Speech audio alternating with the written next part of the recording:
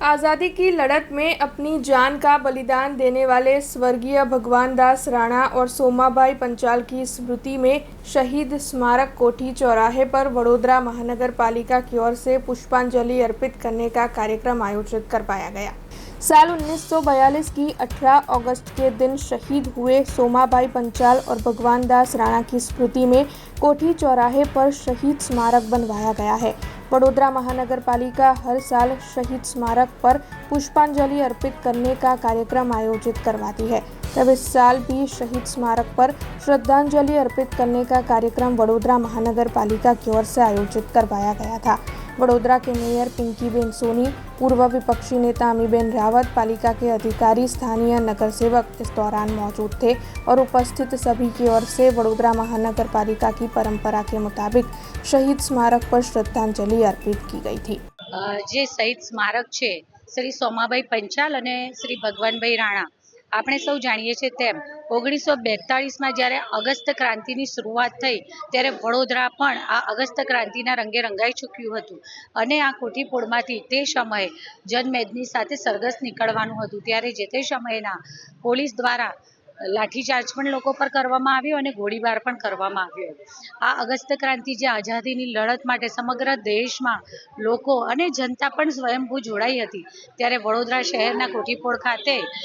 આ બંને વીર શહીદોનું તે દિવસે તેમણે પોતાની પ્રાણોની આહુતિ આપી હતી ત્યારે વડોદરા મહાનગરપાલિકા દ્વારા પ્રતિવર્ષ કરવામાં આવે છે તેવી રીતે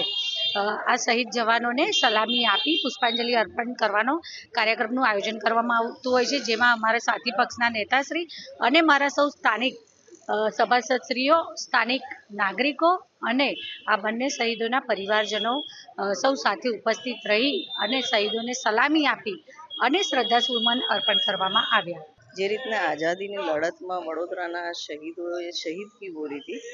વડોદરાનું આઝાદી સાથેની લડત સાથે વડોદરાનું યોગદાન, ત્યારે તો એક ગાયકવાડી સ્ટેટ હતું તેમ છતાં વડોદરાના નાગરિકો કઈ રીતના ભારત દેશની આઝાદી માટે જોડાયા અને આ ભવ્ય ઇતિહાસને યાદ કરીને આજે આ શહીદોને શ્રદ્ધાંજલિ પાઠવીએ છીએ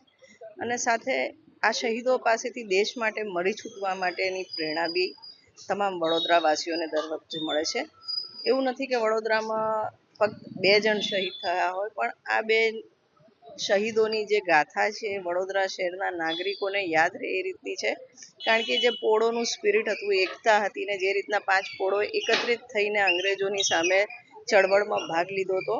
એ વડોદરાના ક્યાંક સ્પિરિટને બી આપણે તમામને બતાવે છે। ફરીથી આ તમામ શહીદોને શ્રદ્ધાંજલિ। સાથે આ શહીદોના ફેમિલીઝ એક્સપેક્ટ કરે છે કે કોર્પોરેશનમાં તેમના